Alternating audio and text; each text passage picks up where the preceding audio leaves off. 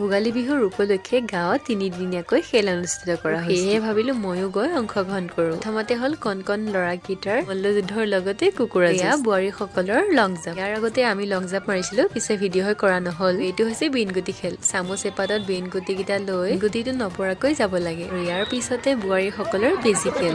বোৱাৰীসকল কিন্তু বেজি খেলত এক্সপাৰ্ট দেই। আৰু এয়া ময়ো দিলো বেজি খেল, কিন্তু জিকিবহে নোৱাৰিলো। ইয়াৰ পাছতে হ'ল বোৱাৰীসকলৰ কাবাডী খেল। আৰু দেখিছেনে ইমান জোচত গৈছিলে যদিও ধৰিলে। প্ৰায়বোৰ খেলতে অংশগ্ৰহণ কৰিলো, কিন্তু এটা ঠাইত ৰ'ব পাৰিলো। সেইটো বাৰু পিছত কৈ আছো। ইয়াৰ পিছতে হ'ল ল'ৰাবোৰৰ চাইকেল খেল। যিমান লাহে লাহে চলাই আগত পাইগে সিয়েই জিকি যায়। আগতে হ'ল বিস্কুট খেল। আৰু এয়া হ'ল প্ৰাইজ বিতৰণিৰ দিনা।